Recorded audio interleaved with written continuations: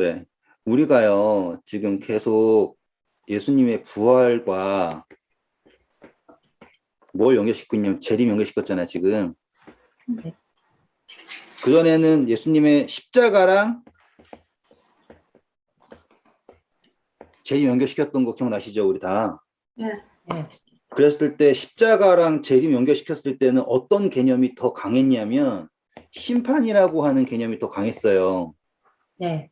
그래서 이제 그 심판이라는 것이 어떤 것이냐라고 하는 개념으로 더 많이 갖고 그것을 판단이다, 선택이다 이렇게 하면서 다 풀어나갔잖아요. 근데 우리가 어저께 부활을 뭐랑 연결시켰다? 재림이랑 또 연결시켰잖아요.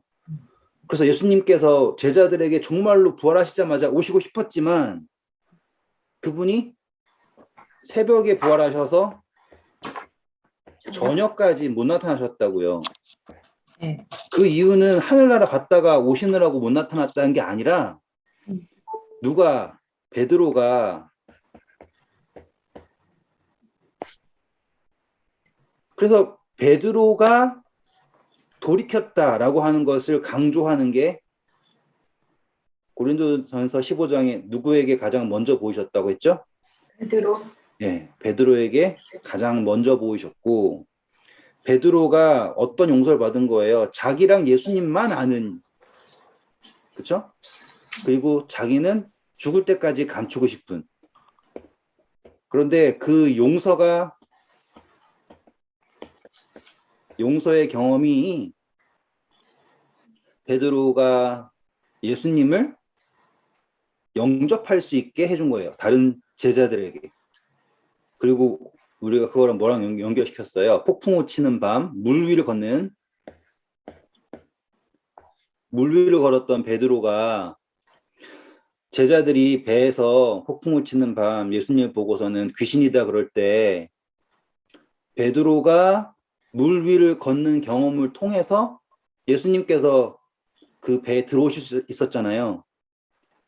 같은 걸로 예수님이 부활하셨을 때 베드로가 없었다면 예수님은 여전히 어떤 상태로 인식됐을 거예요? 귀신이었을 거예요. 귀신. 그런데 베드로가 경험한 그 온전한 용서가 베드로만 살린 것이 아니라 함께 있던 제자들 모두를 살릴 수 있었다라는 게 지난 시간에 핵심이었고, 그리고 거기에서 우리가 뭘 봤어요? 예수님께서 우리를 얼마나 아끼시는지, 얼마나 사랑하시는지, 그리고 왜 예수님의 재림에 앞서 회개하라, 천국이 가까웠다라고 하는 게 이제 이해가 되는 거예요. 왜냐하면 그 전에 회개해라, 천국이 가까웠다라고 하는 건 뭐냐면 예수님이 너 때린대, 작대기 들고 오신다, 말 지금 들어, 잘못했다고 안 하면 그때 오면 맞을 거야 라고 하는 개념에서의 회개였잖아요. 그런데 지금 베드로가 겪고 제자들이 베드로를 통해서 겪고 있는 이 회개는 다른 의미죠. 네. 이 차이가 엄청나게 중요해요. 진짜로 저는, 그러니까 제가 태어나기를 그리스도인 가정에서 태어났잖아요.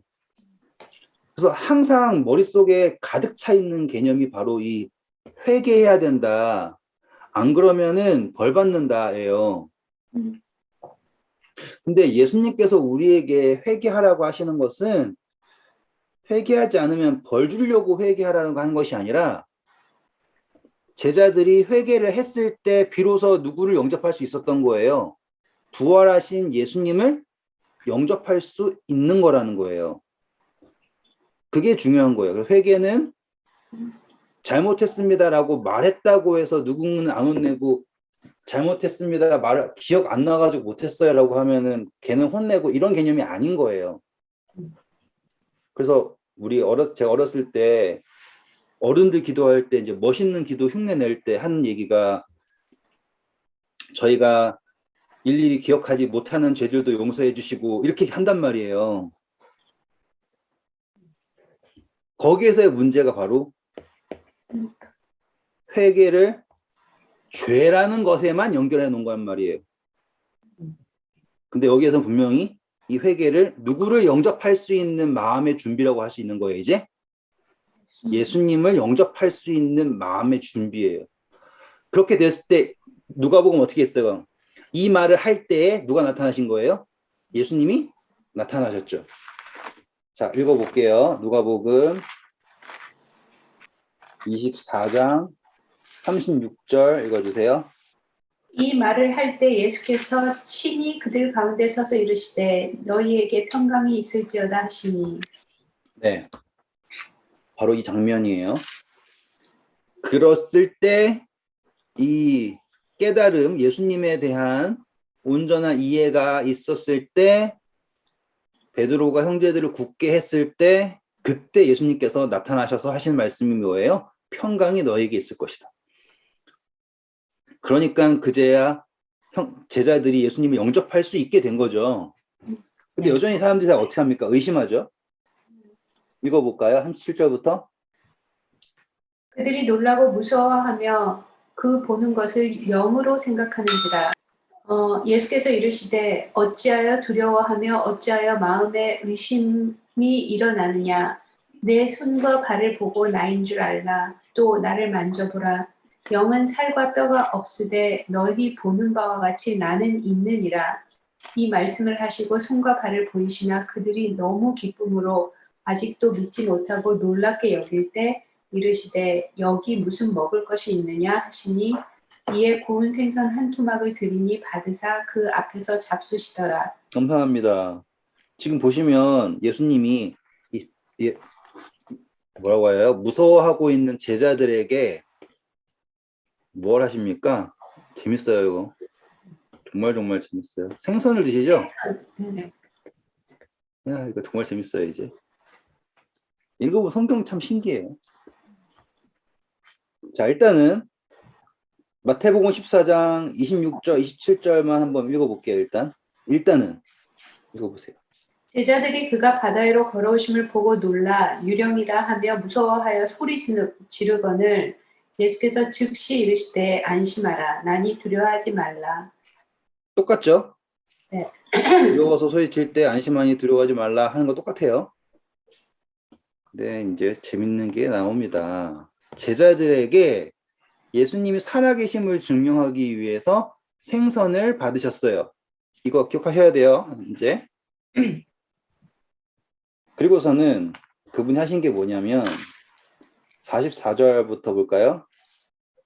또 이르시되 내가 너희와 함께 있을 때 너희에게 말한 바 곧 모세의 율법과 선지자의 글과 시편에 나를 가리켜 기록한 모든 것이 이루어져야 하리라 한 말이 이것이니라 하고 하시고 이에 그들의 마음을 열어 성경을 깨닫게 하시고 또 이르시되 이같이 그리스도가 고난을 받고 제3일에 죽은 자 가운데서 살아나실 것과 또 그의 이름으로 죄사함을 받게 하는 회개가 예루살렘에서 시작하여 모든 족속에게 전파될 것이 기록되었으니 너희는 이 모든 일의 증인이라.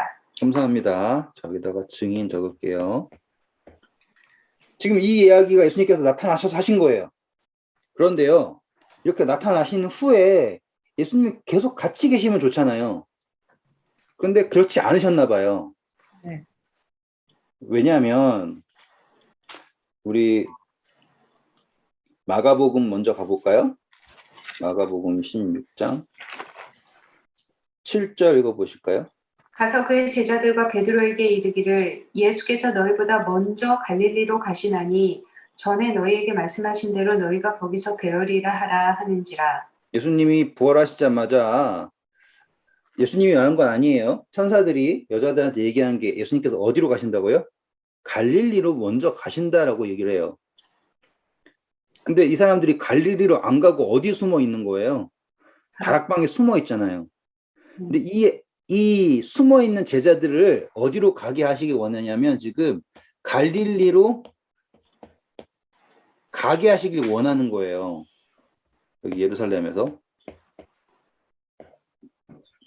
그래서 나타나셔서 예루살렘에 나타나셔가지고 제자들을 성경을 깨닫게 하셨죠.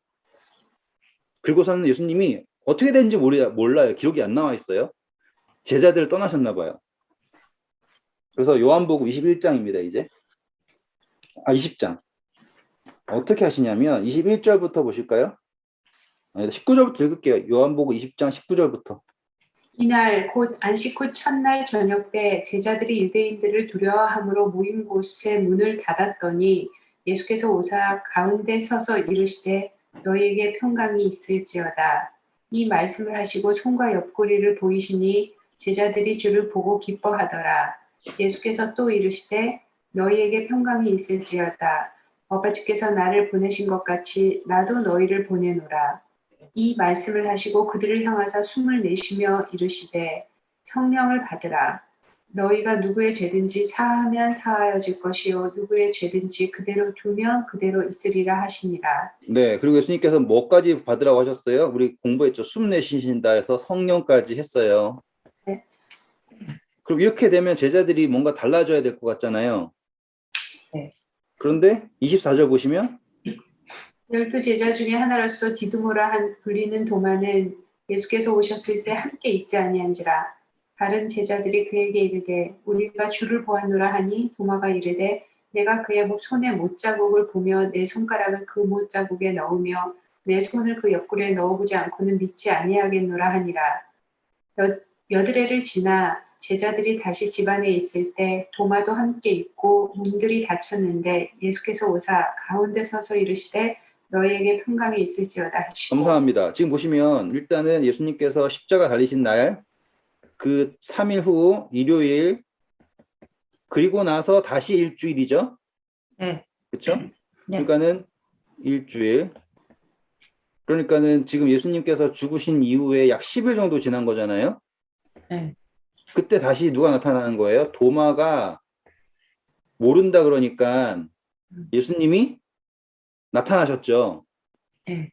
그럼 보시면 일요일 날 나타나셨다가 이 일주일 동안은 혼자 계신 거예요.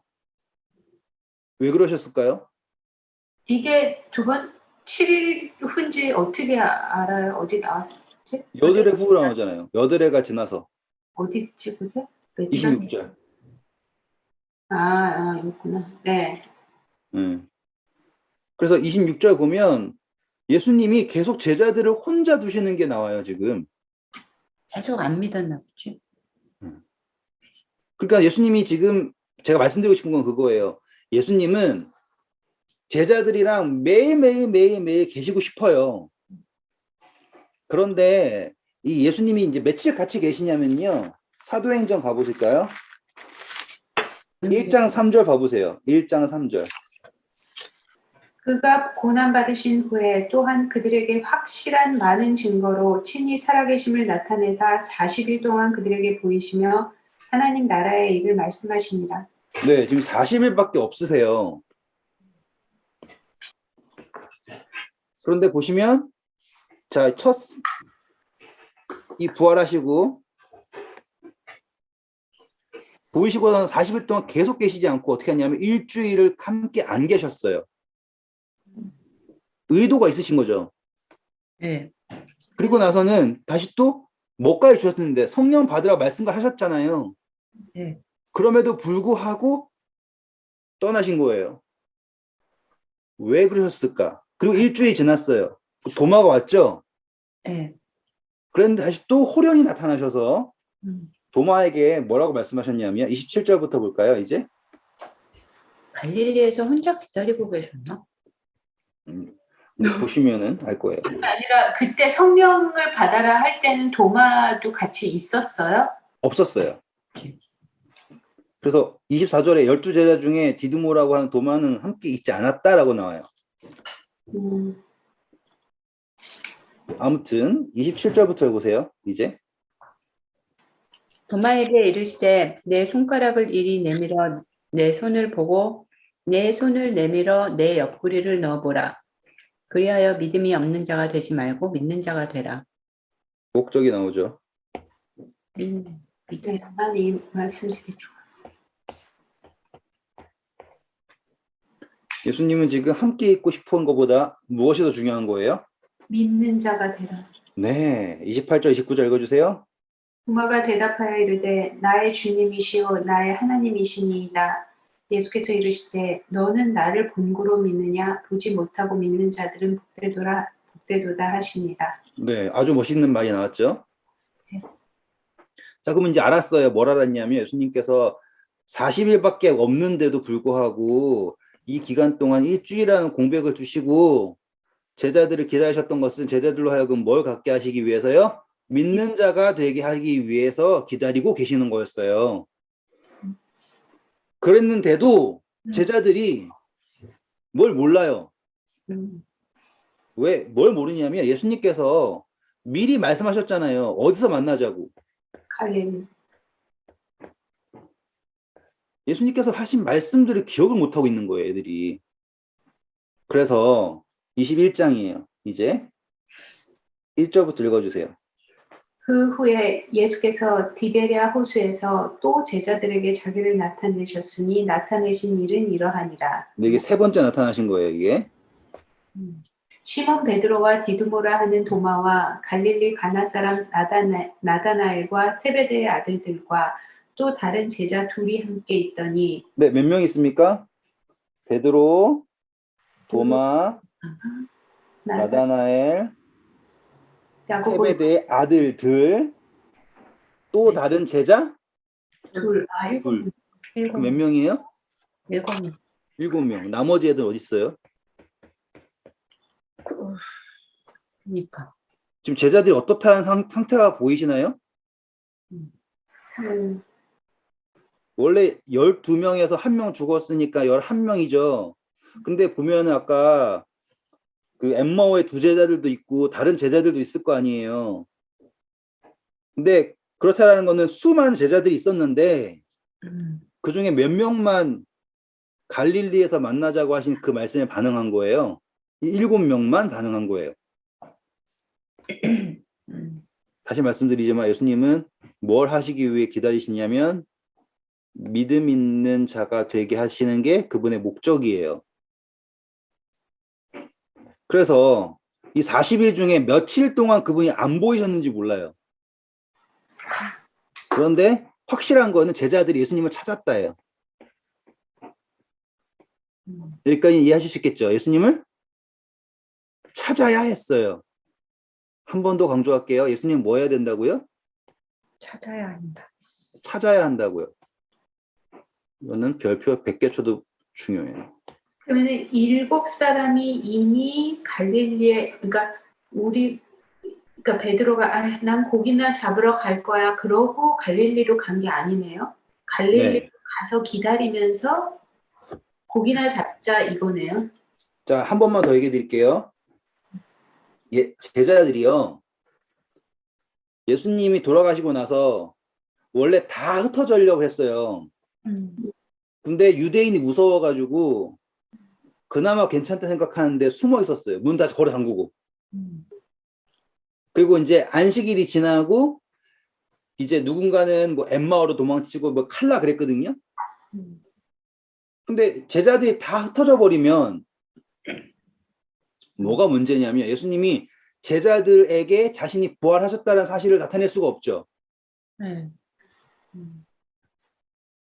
유대인들은 안식일에 여행을 안 가잖아요.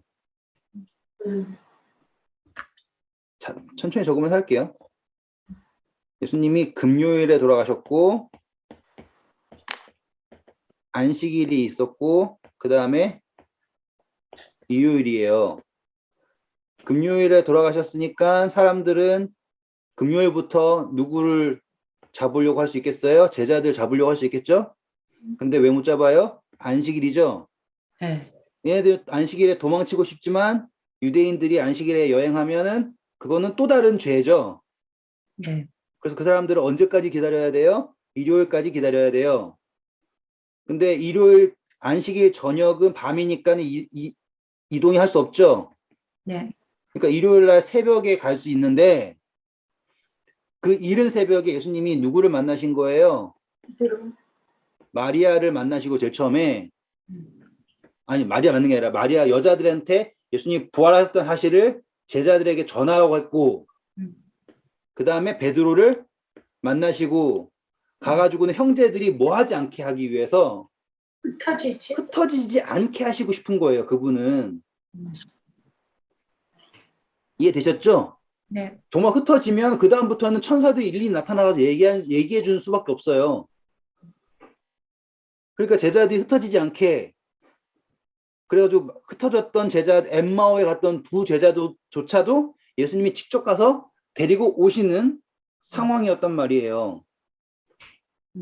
여기까지 이해되셨죠? 네. 그런데 예수님이 제자들에게 계속 계시지 않은 이유는 이제는 제자들에게 그냥 뭐 모본이나 가르침을 주시려고 하는 게 아니라 무엇을 주시고 싶은 거예요? 믿음. 믿음이라고 하는 것을 주셔야 된다 이 말이에요. 이제 깨닫게 한다라고 성령이 주신다 이거 하는 건 예수님께서 요한복음 15장에 내가 내 이름으로 보혜사 성령이 너에게 오시면 내가 너희에게 가르친 모든 것을 기억나게 하실 것이다 라고 하셨단 말이에요. 네. 다시 말하면 가르침이라고 하는 것, 깨닫음이라고 하는 그 부분은 이미 그분이 대책이 있어요.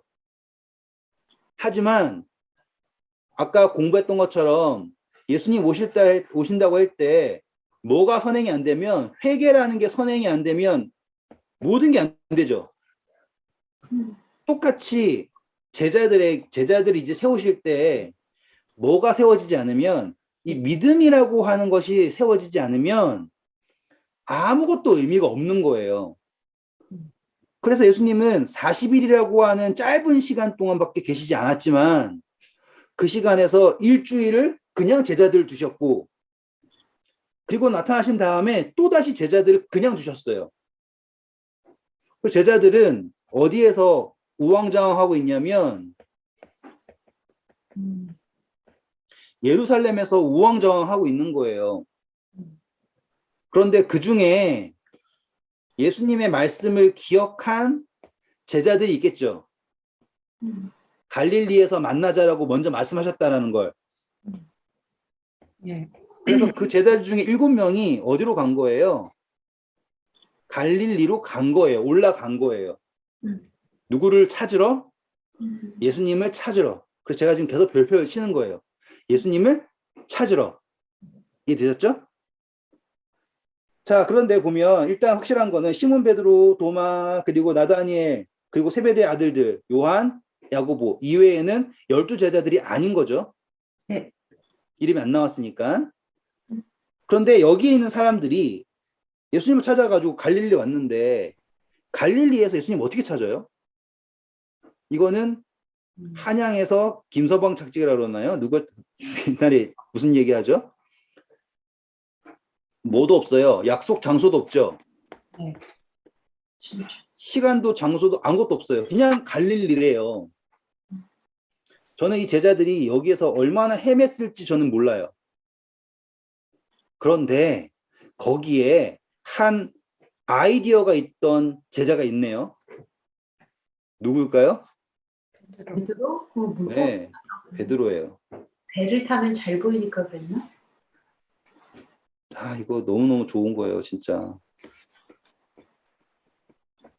근데 이게 네, 그 아이디어가 이렇게 그거를 그러니까 자기 옛날 일을 생각하고 갈 수도 있지만 이게 네. 그러면 진짜 예수님이 거기 오실까 하는 그런 100% 믿음은 아니었던 것 같은 느낌. 이제 들어보세요. 왜냐하면 네. 우리가 바다에 가서 그럼 예수님을 찾고 이게 아니라 약간 좀 약간은 가고 싶은데 뭐 고기 잡으러 갈까? 뭐 이러면서 근데 속으로는 그럼 예수님이 있을까? 뭐. 네, 아무튼 제가 그걸 하려고 지금 쌓고 있는 거예요. 왜냐하면 예수님이 너희보다 앞서 갈릴리로 가셨다라고 하잖아요. 갈릴리로 왜 가셨냐 이거예요. 맞죠? 베드로도 예수님을 찾으러 갔죠. 근데 찾을 수가 없죠. 그렇죠? 그때 베드로가 기억한 게 뭐냐면 자기가 예수님을 어디서 처음 만났냐예요.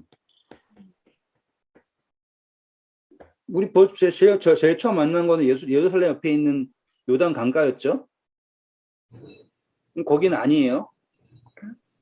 그러면 그 다음은 어디일까라고 했을 때 베드로가 그때 고기 잡고 있었죠? 네. 고기배 사이쇼 넣나? 고기배라 그러나 요즘엔? 사이쇼 있나? 헷갈려요. 자기가 그물 던지고 있을 때 예수님 만났잖아요. 네. 그 베드로가 그거 생각이 났나 봐요. 음. 그리고서는 제자들에게 뭐라고 얘기합니까? 3절부터 읽어주실까요? 시몬 베드로가 나는 물고기 잡으러 가노라 하니 그들이 우리도 함께 가겠다 하고 나가서 배에 올랐으나 그날 밤에 아무것도 잡지 못하였더니 감사합니다. 자, 여기에서 베드로가 물고기를 잡으러 낚시를 하러 갔을까요? 라고 하는 질문이에요. 베드로는요, 이날 밤 물고기를 못 잡은 게 아니라 제 묵상에는요, 안 잡았어요. 이미 베드로는 물고기를 잡을 목적이 없는 사람이에요. 왜? 이미 다 버렸잖아요. 그는 이미 예수님에게 주여 나는 죄인으로서이다 나를 떠나소서라고 했을 때 모든 것을 버리고 떠났어요. 그래서 밤새도록 물고기를 잡고자 하는 생각이 없어요. 왜? 잡아도 그에게 의미가 없다라는 걸 그가 너무 잘 알고 있어요. 지금 베드로는 여기에 왜 왔어요? 예수님을 만나러 왔단 말이에요. 그래서 다른 제자들도 그 배 위에서 그 첫 만남, 다시 말하면 사실상 두 번째 만나지만 실질적으로 베드로가 진정한 제자가 된 그 첫 만남의 장소에 있었던 거예요. 자, 보세요. 기억하세요? 이거 아까 했던 거. 제자들에게 뭘 주셨다? 생선 주셨다. 자, 그리고서는 아침이 되었어요. 4절부터 읽어주세요. 날이 새어갈 때 예수께서 바닷가에 서셨으나 제자들이 예수이신 줄 알지 못하는지라 예수께서 이르시되 얘들아 너희에게 고기가 있느냐 대답하되 없나이다. 이르시되 그물을 배 오른편에 던지라 그리하면 잡으리라 하시니 이에 던졌더니 고기가 많아 그물을 들 수 없더라. 예수께서 사랑하시는 그 제자가 베드로에게 이르되 주님이시라 하니 시몬 베드로가 벗고 있다가 주님이라 하는 말을 듣고 겉옷을 두른 후에 바다로 뛰어내리는즉 내리더라. 감사합니다. 지금 이 장면 너무 멋있지 않아요? 전 이 장면 보면은 와 너무 멋있어요. 지금 쫙 이렇게 있는데 고기 잡을 생각 없는 사람들. 그리고 여기에는 이렇게 해가지고 물이 이렇게 있고 그냥 시간 잠깐 투자할게요. 재밌잖아요. 참 잘 그린다. 그러니까 요번에 저 불도 잘 그렸지. 그러니까 이게 잘 그렸대. 퍼스펙티브도 아, 그거 잘 그려야 될 것 같잖아요. 부담스럽게. 뭐 칼라 쓰니까 느낌 있는데요. 그러니까 어떤 탄 느낌, 이렇게 탄 느낌, 물고기. 아, 몰라, 안 해. 아, 자, 아무튼 이 느낌이에요. 장면이에요. 그냥 상상을 해보시란 말이에요. 예수님은 제자들이 어디에 있는지를 아세요. 그렇죠? 그런데 예수님은 제자들이 자신을 찾아오기를 원하세요. 어디로 찾아오기를 원하냐면 그 첫 만남의 장소로 생각하셨나 봐요. 그래서 예수님이 여기 멀리 있는 사람들에게 물었어요. 고기를 좀 잡았냐? 라고 했죠. 자, 이 말은 뭐랑 연결되는 거예요? 내가 너희를 그 사람 남는 법으로. 네. 잡을 수 있나 없나 테스트가 아니에요. 잡을 수 있냐 없냐가 아니라 어떻게 하면이에요, 이제. 그랬더니 제자들이 못 잡았다 그러죠? 네. 그랬더니 예수님께서 어디로 하라고 해요? 오른편으로 던져라 라고 해서요. 배가 어느 쪽에 있는 상관 상관없어요. 그냥 이게 오른쪽인지. 하지만 중요한 거는 누구의 말씀 따라? 예수님의 말씀에 따라. 엑스님이래. 베드로가 제일 처음 예수님 만났을 때 내가 밤새도 잡은 건 없지만은 뭐에 의지해서? 말씀. 예수님의 말씀에 의지해서라고 하죠. 음. 여기에서 이 말씀을 딱 의지해가지고 던졌더니 물고기가 어마어마하게 들어가죠. 네. 153 아시죠? 음. 잘 읽겠지만 딱 그 순간 여기 얘가 요한이라고 해봐요. 요한이 확신이 차죠. 이 경험은 누구의 경험이에요? 자기가 가지고 있는 경험이잖아요. 예수님 만났던 그 경험. 베드로가 아니고 요한이었구나. 네, 요한이 주시다라고 딱 얘기한 거예요. 근데 베드로도 알고 있죠. 근데 감히 할 수 없는 이야기예요. 근데 요한이 주시다라고 하니까 베드로는 어떻게 해요? 뛰어들어. 그렇죠. 예수님이 무덤에서 부활하셨을 때도 제일 먼저 달려간 거. 물에 겉옷도 벗지 않고 뛰어든 것도 누구? 베드로. 지금 베드로는 여기서부터 막 예수님에게 그냥 온 거예요. 장면 상상해 보잖아요. 그럼 베드로가 얼마나 예수님이 보고 싶었는지가 느껴지는 거예요. 다른 제자들도 그럴 수 있지만 이게 거리가 얼마밖에 안 된대요. 8절. 다른 50한. 네. 그래서 이거 하면은 한 100m 정도래요. 그러면은 우리 100m 정도에서 대화할 때 소리 지르면 들리는 거 아시죠? 음. 근데 바닷가에서 100m면 상당히 소리를 질러야 돼요. 음. 근데 이 거리를 100m를 베드로는 어떻게 오려고 그런 거예요? 수영해서. 네, 뭐가 더 빠른데? 솔직히 말하면. 배가 더 빠르죠. 그쵸? 근데 베드로는 뭐가 싫은 거예요? 이 배에다가 고기 올리는 그 시간조차가 싫은 거예요. 음. 다른 제자들은 고기 그물을 잡고 오잖아요. 베드로는 예수님을 만난다면 배도 필요 없고 고기도 필요 없고 다 필요 없어요. 그냥 누구만 오면 만나면 되는 거예요. 예수님만. 이 느껴지세요? 베드로가 얼마나 예수님을 열망하고 있는지? 그 겉옷 안 벗으면은 아시죠? 옛날 사람들 이렇게 두루마기처럼 한 옷. 그 옷 입고서 이불 둘러매고 수영하면 어떤 느낌인지 아세요? 진짜 수영해서 나갈 수도 없죠. 저는 이 겉옷을 두른 후에 이렇게 배에서 하여튼 겉옷을 벗고 있다가 급하게 겉옷을 둘러 입고 뛰어내렸다는 줄 알았어요. 그래서 당연히요. 맞아요. 네, 맞아요. 지금 이게 베드로가 예수님을 얼마나 존경하는가 사랑하는가 그 모든 걸 나타내는 게 여기 있는 거예요, 지금. 음, 음, 여자분들이 더 잘 아실 거 아니에요. 정말 사랑하는 사람 만날 때 맨 얼굴로 가면 안 된다라는 거지, 뭐 등등등등의 이런 것들이 있잖아요. 지금 베드로는 예수님을 만날 때 자신이 할 수 있는 모든 걸 해야 되는 그런 마음의 벅참이 있고 1초라도 지체하고 싶지 않고 이 바다 물 위로 뛰어드는 건요. 뭐랑 똑같은 거냐면 베드로가 물 위를 걸었던 게 기억나세요? 네. 물 위를 걸었던 베드로의 그 느낌과 똑같은 거라는 거예요. 물에 빠졌어요. 뭐 상관없는 거예요. 베드로의 눈은 누구만 바라보고 있으니까. 너무 멋지지 않아요? 저는 이게 너무너무 멋있는 거예요. 베드로의 눈은 오로지 누구만 보고 있어요. 예수님만 보고 있어요. 이게 회개의 열매예요. 정말로 회개에 합당한 열매를 맺는 거에 대해서 잘못했으니까 그걸 갚아주고 이런 개념이 아니라 얼마나 예수님을 열망할 수 있는가. 그게 회개의 열매예요. 이렇게 열망을 하면 용서를 받는다가 아니에요. 이렇게 착할지면 용서받는다도 아니고요.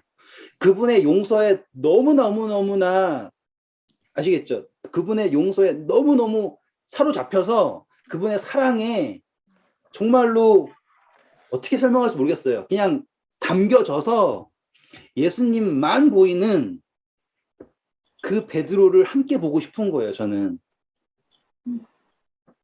베드로가 왔어요. 100m 정도를 수영해서 그리고 바닷가에서 수영해 보시면 아시죠?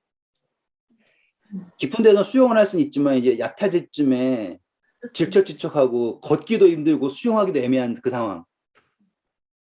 그러니까 이거 제가 막 말하고 있으면 제가 성경을 어떻게 보는지 조금 약간 느낌 오시지 않아요? 그러니까 저는 성경 그 자체만 보는 거를 너무너무 좋아하는 게 이런 상상을 할 수 있단 말이에요. 그리고 갈릴리 바다가 저는 좀 천천히 할게요. 갈릴리 바다를 처음엔 저는 이해를 못했어요. 어떤지를. 왜냐하면 저는 봐봤자 동해 바다, 서해 바다를 봤지 갈릴리 바다라고 호수가 된 바다를 이해를 못했어요. 근데 그러던 어느 날 제가 이제 케냐에서 선교할 때 빅토리아 호수를 갔거든요. 거기도 엄청 커요. 그래가지고 그 호수에서 처음으로 호수가 바다 같구나라는 거를 봤어요. 그리고 처음으로 호수에서 풍랑도 칠 수 있구나를 봤고, 예, 엄청 무섭게 치더라고요, 호수에서. 그리고 이제 그 호수에서 이제 수영을 해봤거든요. 근데 그 호수는 깨끗한 호수가 아니라 탁한 호수예요. 그러니까 이게 뭔지도 모르고 약간 흙탕 물이에요. 일단 그런 걸 겪어보니까 베드로가 어느 느낌으로 수영을 해가지고 와가지고는 예수님에게 왔겠구나라는 게 보여요. 지금 여기 오니까 미시간 호수가 커가지고 뭐 그거보다 더 큰 걸 보니까 또 마음이 달라지긴 했지만 딱 그 장면 제가 제일 좋아하는 이 장면이에요. 그 수영하기 애매하고 걷기도 애매한 그 상황에서 이제 일어났겠죠. 일어날 때마다 예수님 보고 다시 걷고 예수님 보고 근데 예수님이 거기 서 계시잖아요. 계속 허우적거리면서 계속 나갈 때 그 베드로가 막 영화에서 보면 막 헛발도 짚고 넘어졌다가 막 일어나고 막 그러잖아요. 아시죠? 영화 장면 같이. 상관없이 예수님에게 달려가는 그 베드로의 모습이 너무너무 멋있고 너무너무 아름다운 거예요. 그리고 아마 베드로는 달려가가지고 예수님을 한테 안겼겠죠? 그 장면은 마치 어떤 느낌이었냐면 예수님이 그냥 서 계시진 않았겠구나라는 생각이 드는 거예요. 왜? 탕자의 비유 아시죠? 탕자가 돌아왔을 때 아버지가 어제 한번 오는 거 보자 하고서 가만히 계셨어요? 아니면은 아직 상고가 뭔데 달려가셔서 안아주셨어요? 달려가서. 네, 그러니까 예수님과 베드로가 만난 장소가 예수님도 누구에게 달려가셨을 거라는 게 보이는 거예요. 베드로에게 달려가는 게 보이는 거예요. 그러니까 너무 이 장면이 너무너무 아름답고 이 장면에서 정말 베드로가 저였으면 좋겠는 거예요. 정말로. 내가 베드로였으면 너무 좋겠어요. 나도 베드로처럼 예수님을 사랑하고 싶고 베드로처럼 예수님만 바라보고 예수님에게 달려가고 싶은 그 축축한 느낌으로 아침에 그 쌀쌀한 공기 아시죠? 그 호숫가에 나오는 쌀쌀한 공기, 이슬도 있고 막 쌀쌀한 그 공기에 예수님과 탁 안겼을 때 예수님의 온기라면 또 어떤 온기일까? 그리고 예수님이 탁 토닥토닥 해주셨으면 얼마나 좋을까? 막 그런 느낌 있죠. 그 모든 것. 그 진짜 예수님의 숨결 하나하나가 얼마나 고마울까? 그냥 그게 얼마나 정말 좋을까? 이게요. 바로 새로운 우리가 이제 알아야 될 새로운 재림의 의미예요. 제자들이 누구에게로 오는 예수님에게로 오는 재림. 이게 그래서 예수님이 만났던 그 첫 만남 그 장소에 예수님이 내가 너희들보다 앞서 갈릴리로 가겠다. 그래서 너희들이 어디로 와라. 나를 만나러 갈릴리로 와라.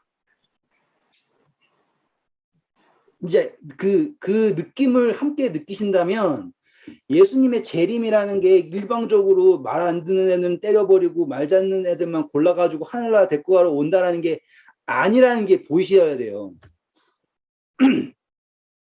정말로 진짜로 정말로 섬세한 그 사랑의 한결이 이렇게 정말로 직조돼가지고 우리를 이렇게 품는 그 따뜻한 그걸 느끼셔야 된다니까요. 아무튼 베드로가 왔어요. 8절부터 볼까요? 다른 제자들은 육지에서 거리가 불과 한 50칸쯤 되므로 작은 배를 타고 물고기 든 그물을 끌고 와서 육지에 올라보니 숯불이 있는데 그 위에 생선이 놓였고 떡도 있더라. 예수께서 이르시되 지금 잡은 생선을 좀 가져오라 하시니 시몬 베드로가 올라가서 그물을 육지에 끌어올리니 가득 찬 큰 물고기가 153마리라. 이같이 많으나 그물이 찢어지지 아니하였더라. 감사합니다. 여기에 탕자는 치우고 여기 그물이 있었대요. 이렇게 배는 왔겠죠. 그래가지고 베드로한테 예수님이 가가 고기를 가져와라 하죠. 네. 자, 여기서 계속 공통되는 거는 생선입니다. 사람 낚는 어부다라고 하는데 이거 생선은 당연히 지금 누구겠어요? 사람. 네. 이해되셨죠? 그리고 이 생선이 생선이 있는데 베드로가 예수님이 조금만 가져오라 그랬어요. 근데 베드로는 이제 이 생선을 어떻게 가져오려고 그러는 거예요? 좀 가져오라. 그물채. 지금 모든 걸 다 하는 거예요. 모든 걸. 그래가지고 어떻게 세는 거예요? 수까지 세요. 그게 좀 이상했어. 이것도 수를 세. 저는요, 이게 153에 대해서 막 숫자적으로 풀이하시는 분들도 되게 많고, 그래서 뭐 1도 있고요, 5도 있고, 3도 있어요. 그래서 이거는 무슨 뭐 완전 무슨 수라서 뭐 하면 어떻게 되고 저렇게 되고 하는 푸는 분들 되게 많아요. 유튜브 보시면 많아요.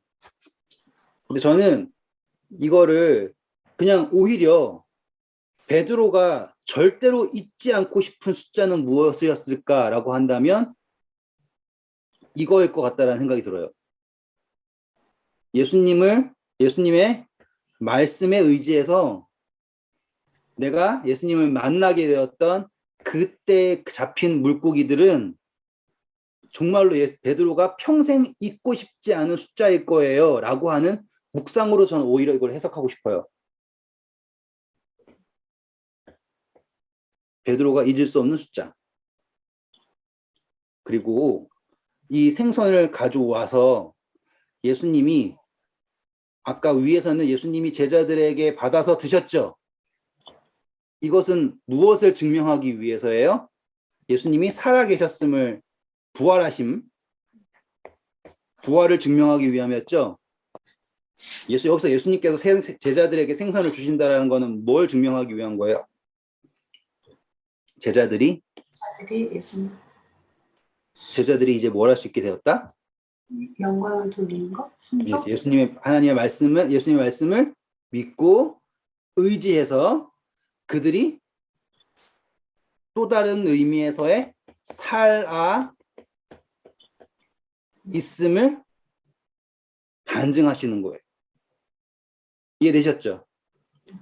예수님이 제자들이 준 생선을 드심으로 그분이 살아나셨음을 증거하셨고요. 지금 제자들은 예수님이 준비하신 생선을 먹음으로써 자신이 살아있음을 알게 되는 거예요.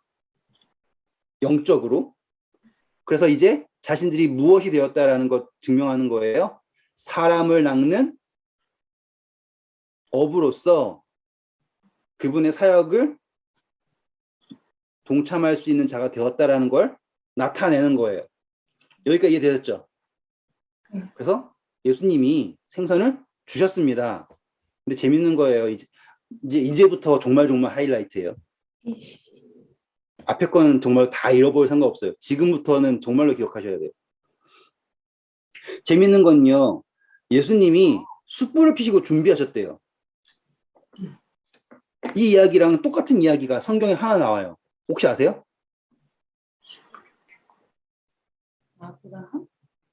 엘리야 이야기 아세요? 엘리야 이야기? 열왕기상 19장 6절. 본즉 머리맡에 숯불에 구운 떡과 한 병 물이 있더라. 이에 먹고 마시고 다시 누웠더니 이 이야기가 무슨 이야기인지 아세요? 도망칠 때 누가 도망칠 때? 엘리야가 이세벨한테 도망쳤다. 지금 하늘에서 불 내려오게 해가지고 바알 선지자 다 죽였어요. 네. 근데 지금 누구를 두려워하고 있어요? 이세벨을 두려워하고 있죠. 네. 분명한 승리를 경험했음에도 불구하고 승리가 아니죠. 분명한 하나님의 살아계심, 하늘에서 불이 내려온 것까지 다 경험해놓고 3년 반의 가뭄까지 끝내는 것을 해놓고서는 누가 두려워서? 이세벨이 두려워서 도망하고 있었죠. 네. 그때 천사가 숯불을 피고 떡을 구워줘요. 저는 이 장면이랑 위에 제자들이 예수 그리스도의 십자가의 승리를 경험을 하고, 그쵸? 유대인이 두서워가지고 도망치고 있는 장면과 이렇게 일치하는 게 보이세요? 11. 맞아요? 네. 그런데 저는 재밌는 거는 그냥 자, 떡 나와라 그러면 떡 나올 수 있잖아요. 예수님은.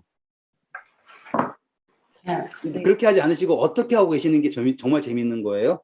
숯불을 피우고 거기서 떡을 굽고 숯불을 피우고 거기서 생선을 굽고 계시는 거예요. 숯불 펴보셨어요? 갈비집 같은 데서? 갈비집이요?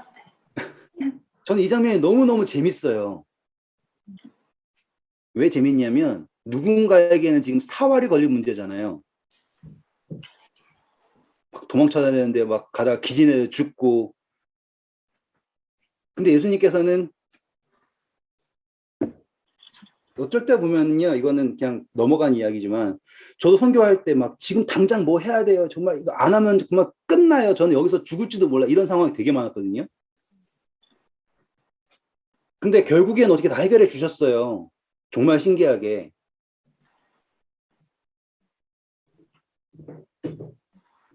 근데 이 제자들이 보세요. 여기서 제자들이 다 밤새도록 고기 잡고 있죠. 예수님 여기서 뭐 하고 계세요? 숯불에 고기 굽고 계세요. 제자들에게 주시기 위해서. 자, 다시 아까 19장 가가지고 그 다음 줄 읽어보세요. 여호와의 천사가 또 다시 와서 어루만지며 이르되 일어나 먹으라. 내가 갈 길을 다 가지 못할까 하노라 하는지라. 8절도요. 이에 일어나 먹고 마시고 그 음식물의 힘을 의지하여 40주 40야를 가서 하나님의 산 호렙에 이르니라. 재밌는 거예요. 아까 예수님이 며칠 계셨다 그랬어요? 40일 함께 계셨죠. 네. 여기도 지금 제자들이 두려워서 도망치고 힘들어했다가 예수님의 승천하실 때까지 며칠? 40일. 40일. 음식물 먹고 힘을 얻어라 하시는 것도 예수님. 여기에서 제자들에게 힘을 주시고자 하는 분도 예수님. 이거 양쪽으로 일치되는 거 보이시면 이야기가 너무너무 좋고요. 그리고 그분은 뭐 하지 않으신다? 서두르지 않으시고 제자들의 필요를, 그의 사랑하는 백성들의 필요를 채우신다, 돌보신다라는 게 저는 여기가 너무너무 좋더라고요. 이제 클라이막스 돌아올게요. 요한복음 21장 13절부터 쭉 읽어보세요. 그냥 아니다 11절부터 읽어보세요. 12절 죄송합니다. 예수께서 이르시되 와서 조반을 먹으라 하시니 제자들이 주님이신 줄 아는고로 당신이 누구냐 감히 묻는 자가 없더라. 예수께서 가셔서 떡을 가져다가 그들에게 주시고 생선도 그와 같이 하시니라. 이것은 예수께서 죽은 자 가운데서 살아나신 후에 세 번째로 제자들에게 나타나신 것이라. 그들이 조반 먹은 후에 예수께서 시몬 베드로에게 이르시되 요한의 아들 시몬아 내가 이 사람들보다 나를 더 사랑하느냐 하시니 이르되 주님 그러하나이다. 내가 주님을 사랑하는 줄 주님께서 아시나이다. 이르시되 내 어린 양을 먹이라 하시고 또 두 번째 이르시되 요한의 아들 시몬아 내가 나를 사랑하느냐 하시니 이르되 주님 그러하나이다. 내가 주님을 사랑하는 줄 주님께서 아시나이다. 이르시되 아시나이다. 이르시되 내 양을 치라 하시고 세 번째 이르시되 요한의 아들 시몬아 내가 나를 사랑하느냐 하시니 주께서 세 번째 내가 나를 사랑하느냐 하심으로 베드로가 근심하여 이르되 주님 모든 것을 아시오매 내가 주님을 사랑하는 줄을 주님께서 아시나이다. 예수께서 이르시되 내 양을 먹이라. 감사합니다. 저 여기서 이제 결론을 내릴게요. 자, 이제 아침을 먹었어요. 그리고 나서는 예수님이 누구에게 물으십니까? 베드로 네, 이거를 베드로라고 할게요. 이거 베드로예요. 아마 이때는 베드로가 예수님 바로 옆에 있었을 것 같아요. 제 묵상 속에는. 예수님이 베드로에게 물으세요. 내가 나를 사랑하느냐예요? 아니면 이 사람들보다 나를 더 사랑하느냐. 네. 너무 재밌죠? 여기에는 베드로 이외에 6명이 있어요. 베드로는 정말 최선을 다했죠.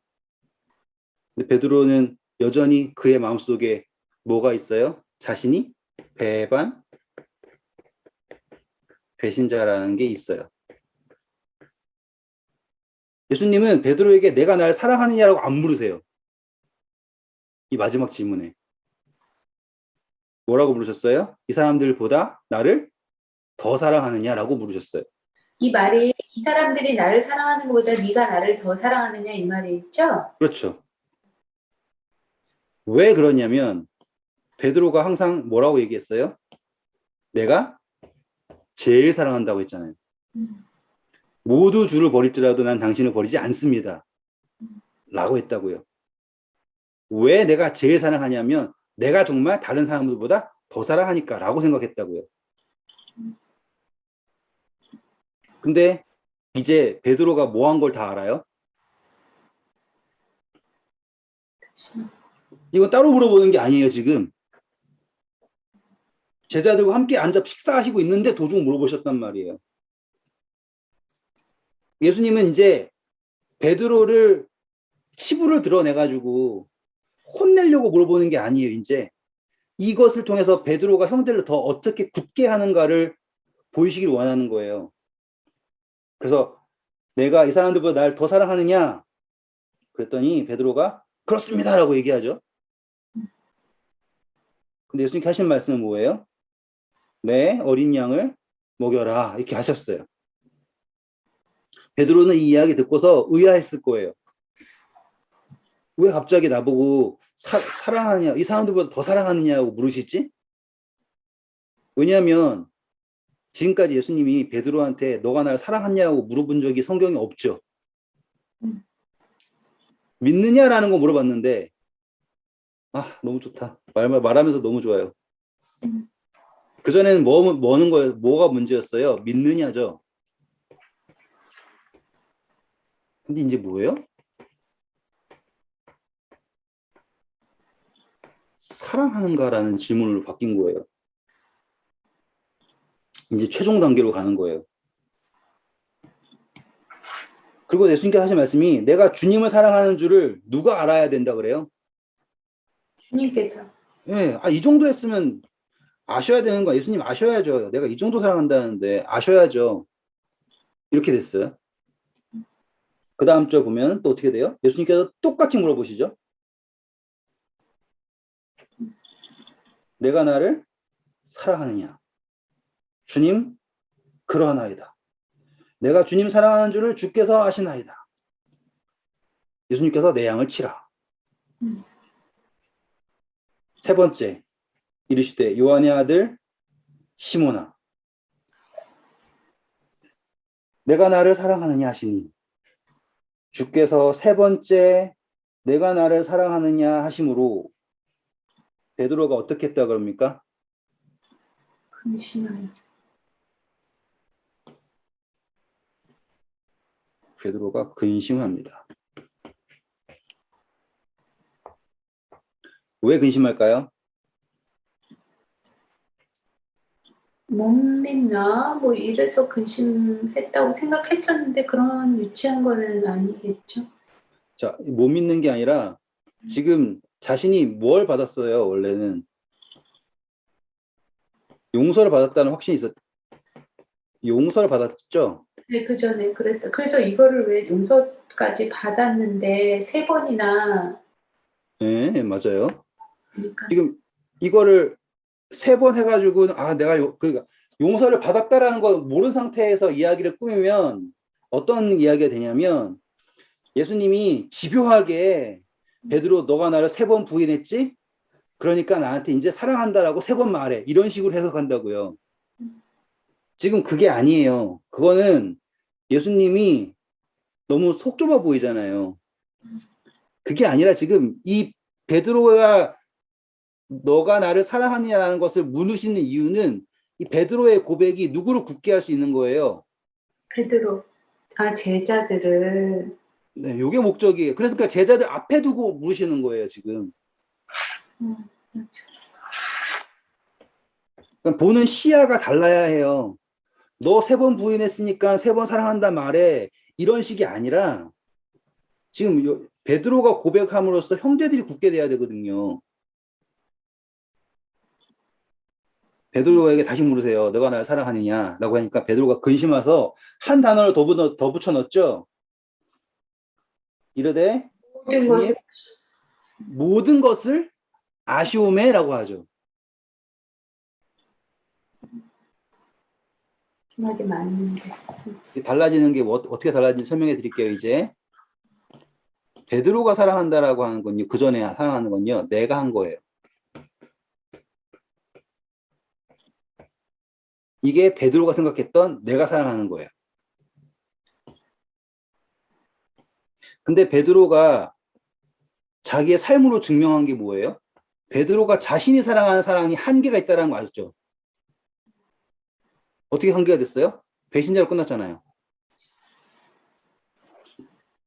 근데 예수님이 아시는 거는 그러면 배신자인 베드로를 아는 건가요? 그건 아니죠. 그렇죠. 그런데 나타난 사실은 뭐예요? 배신자만 남잖아요. 제자들한테 베드로가 더한 게 뭐예요? 모든 것을 아신 다시 말하면 이제 베드로가 사랑하는 거는 자기가 사랑하는 게 아닌 거예요. 내가 사랑하는 것만큼 사랑하는 게 아닌 거예요, 이제. 내가 교회를 더 잘 나갔고요. 내가 예수님 위해 기도도 많이 했고요. 맨날 맨날 노래 부르고요. 예수님, 이 정도 하면 사랑한 거 아닌가요? 내가 예수님 사랑하는 거 아시잖아요. 이렇게 하는 게 베드로가 하는 거였거든요. 근데 이제 베드로가 말하는 건요. 그의 연약함,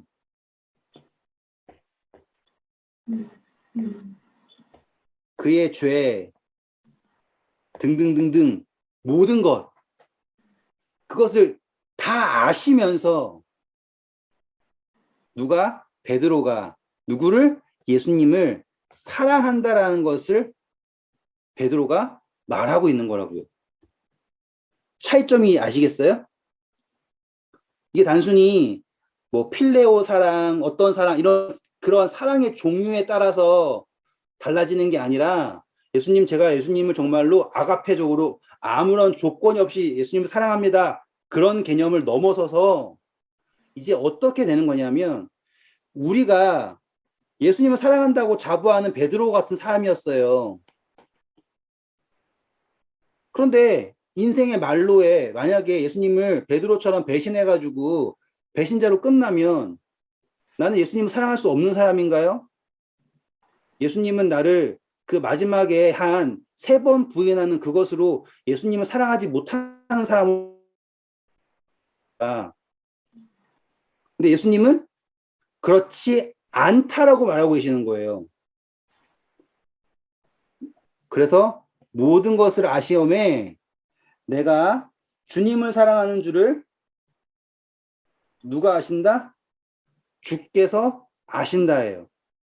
자, 이제 결론이에요. 잘 보세요. 우리가 항상 재림한다, 심판한다 라고 할 때 뭘 증명해야 되냐면 내가 얼마나 선한가, 내가 얼마나 예수님 사랑하는가, 얼마나 믿는지 이런 거를 나타내는 생각하잖아요. 근데 이게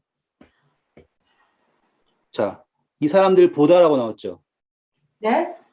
이 사람들 보다. 네. 잘 생각해보면 우리가 구원 생각할 때 다 이렇게 생각하는 거 느끼세요? 아, 그렇죠. 다 이렇게 생각하잖아요. 분명 예수님 질문하셨을 때 여기에 만약에 요한은 아닌데 내가 솔직히 베드로보다는 내가 더 잘했는데 이렇게 생각할 수 있겠죠. 최소한 요한은 끝까지 갔고 십자가 밑에 있었고 예수님이 믿으셔가지고 어머니도 맡기셨고 그렇잖아요. 똑같이 우리가 재림 심판을 할 때요 다들 어떻게 생각하냐면 내가 누구보다 잘 믿는지 내가 누구보다 선한지 내가 누구보다 사랑하는지 이러한 개념 속에 빠진다고요. 근데 예수님이 우리에게 말씀하시는 거 우리에게 원하시는 거 뭐냐면 베드로의 고백인 거예요. 그분은 우리를 어떻게 사랑하시고 어떻게 이해하시냐면 모든 것을 아신다예요. 연약함, 죄, 넘어짐 아시겠죠? 그 모든 것을 아시고 내가 그분을 사랑하고 내가 그분을 믿는다라는 건요. 천사들이 아는 게 아니에요. 천사들이 알아야 하는 게 아니에요. 옆에 있는 사람이 알아야지. 옆에 있는 사람한테 보세요. 쟤는 정말로 믿는 사람이죠? 라는 거에 증명돼야지 되는 게 아니라고요. 누가 아신다고요? 예수님이 아신다고요.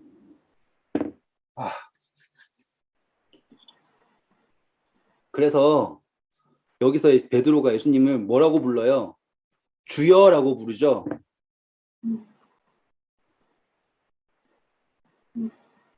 저는요, 이제 이게 예수님이 3년 반 제자들과 함께 계속 함께 계시고 이적 보이시고 가르침 주시고 모든 걸 다 하셨죠. 자기 목숨까지 내주셨어요.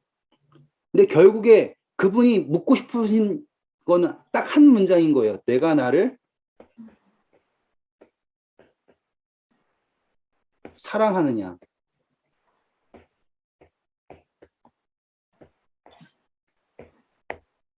이거를 물으시려고 지금까지 오신 거예요.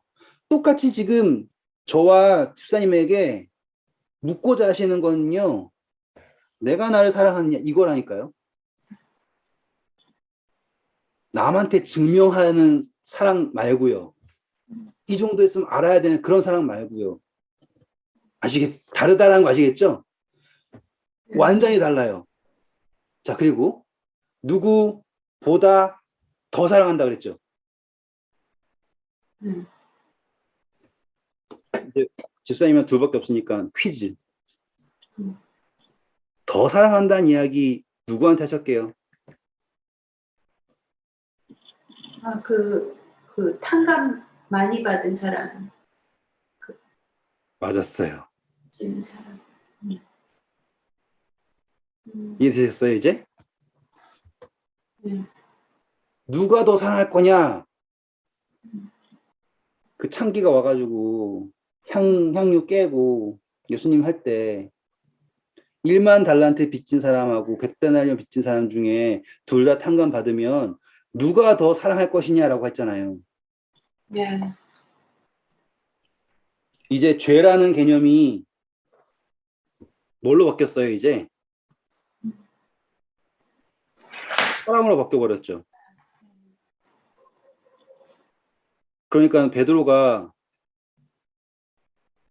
여기 있는 사람들보다 더 사랑한다라는 게 성립이 되나요? 네, 그렇죠.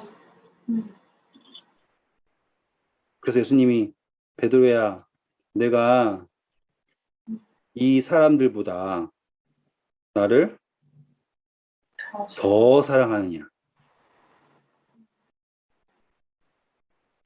베드로는 그거를 내가 얼마나 잘했느냐라고 설명하려고 했었어요. 그렇죠? 그런데 이제 그게 더 잘해서 더 사랑한다가 아니라 더 많이 용서받았기에 더 사랑합니다로 간다라는 것.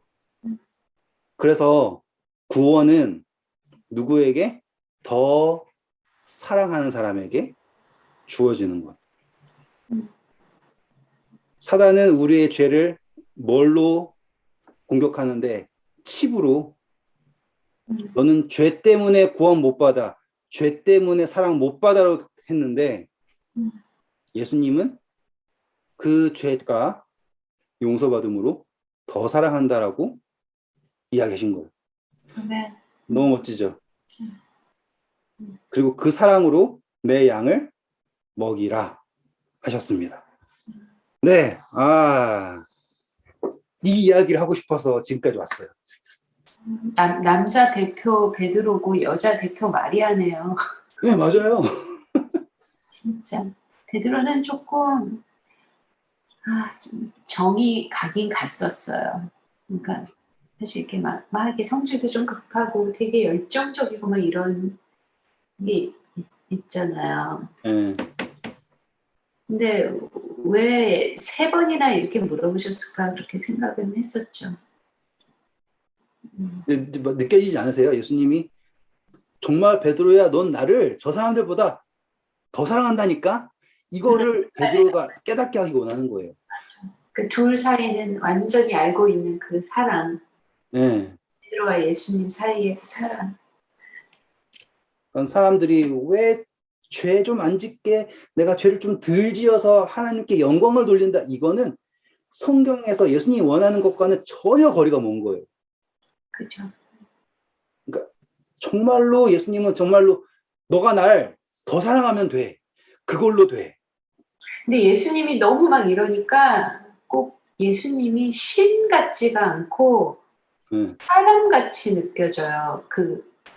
막 그냥 막 너무 막 사랑하니까 서로만. 베드로랑 예수님, 뭐 마리아도 그렇고 막 그러니까 막 어떻게 신이랑 이렇게 사랑할 수 있겠어요. 그러니까 그게 더 막 마음이 좀 이렇게 어떻게 이럴 수가 있냐 뭐 이런 생각은 좀 드는 거죠. 그런데 그래도 너무 또 그러면 안 되지. 그죠? 아니에요. 정말로 예수님을 그냥 진짜로 어쩔 때는 아버지도 좋지만 오빠라고 생각하셔도 되고요. 예수님은 우리 형제라고 부르시니까 어떤 식으로 생각해도 상관없어요. 숯불 하는 거 뭐 이런 거 있잖아요. 숯불 저기 이게 매직으로 숯불에 생선을 딱 매직으로 올려놨을까 뭐 이런 생각했었거든요. 이제 예수님은 신이시니까. 네. 근데 막 그런 것들이 너무